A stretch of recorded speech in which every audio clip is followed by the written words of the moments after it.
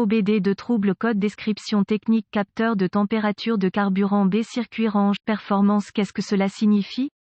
Ce code de diagnostic DTC est un code de groupe motopropulseur générique, ce qui signifie qu'il s'applique aux véhicules équipés d'OBD2, Nissan, Ford, Fiat, Chevrolet, Toyota, Dodge, etc. Bien que génériques, les étapes de réparation spécifiques peuvent varier selon la marque, le modèle. Lorsque je tombe sur un code P0186, je sais que cela signifie que le module de commande du groupe motopropulseur PCM a détecté un signal de tension provenant du capteur de température de carburant ou du circuit qui n'est pas dans une plage programmée. Esperluette-Cote. B. Esperluette-Cote fait référence à une zone de circuit par opposition à un circuit ou un composant particulier. Le capteur de température de carburant est généralement intégré au capteur de composition de carburant, conçu pour fournir au PCM une composition précise et une lecture de la température du carburant. Le capteur de composition du carburant est un petit appareil informatisé placé en ligne entre le réservoir de carburant et la rampe d'alimentation. Lorsque le carburant passe à travers le capteur, il est surveillé pour déterminer la quantité d'éthanol, d'eau et d'autres contaminants présents. Un signal électrique envoyé au PCM reflète non seulement les contaminants présents mais également le degré de contamination du carburant. Le niveau de contamination est mesuré en fonction du pourcentage de contaminants au carburant et est entré dans le PCM sous forme d'onde carrée. Plus la fréquence de la forme d'onde est proche, plus le pourcentage de contamination du carburant est élevé. La fréquence pourrait également être décrite comme la partie verticale de la forme d'onde. Le capteur de composition de carburant mesure la quantité d'éthanol présent dans le carburant différemment des autres contaminants. Des niveaux de composition de carburant aussi élevés que 85% d'éthanol sont acceptables dans les véhicules à carburant modulable. La largeur d'impulsion, ou la partie horizontale de la forme d'onde, indique la température du carburant. Plus la largeur d'impulsion est large, plus la température du carburant passant à travers le capteur de composition de carburant est élevée. Sur la plupart des modèles, la modulation de largeur d'impulsion varie entre 1 et 5 millisecondes, centièmes de seconde. Si le PCM détecte un signal d'entrée provenant du capteur de composition de carburant, indiquant que la température du carburant n'est pas dans une plage programmée ou si la température du carburant varie plus que prévu par rapport à la température ambiante, un code P0186 sera stocké et un indicateur de dysfonctionnement, la lampe 1000, peut être allumé. Plusieurs cycles d'allumage avec une panne peuvent être nécessaires pour l'éclairage 1000 dans certaines applications. Gravité et symptômes du code. La température du carburant est surveillée par le PCM pour calculer la stratégie de distribution de carburant. Dans les véhicules à carburant modulable, ce code doit donc être considéré comme sévère. Les symptômes d'un code P0186 peuvent inclure, il peut ne pas y avoir de symptômes, d'autres codes de composition de carburant peuvent être présents, éclairage 1000 possible, câblage ou connecteurs ouverts, court-circuité ou endommagé PCM ou une erreur de programmation PCM. Procédure de diagnostic et de réparation. Un bon point de départ est toujours de vérifier les bulletins de service technique TSB pour votre véhicule particulier. Votre problème peut être un problème connu avec un correctif connu publié par le fabricant et peut vous faire économiser du temps et de l'argent lors du diagnostic. J'aurai généralement accès à un scanner de diagnostic, un voltomètre numérique DVOM, un oscilloscope, un thermomètre infrarouge et une source d'information sur le véhicule comme All Data DIY pour diagnostiquer un code P0186. Un scanner avec un DVOM et un oscilloscope portable intégré vous servirait bien. Un bon endroit pour commencer tout diagnostic est une inspection visuelle de tous les faisceaux de câbles et connecteurs connexes. Tous les composants endommagés ou brûlés devront être réparés ou remplacés, puis restore le système. J'ai constaté que, lorsque plusieurs cycles de défaillance sont nécessaires pour l'éclairage 1000, l'utilisation du mode de préparation OBD2 peut être utile. Une fois toutes les réparations terminées, j'efface les codes et conduis le véhicule comme d'habitude. Je sais que mes réparations ont réussi si le PCM passe en mode de préparation. Je sais qu'un dysfonctionnement persiste si le code est réinitialisé.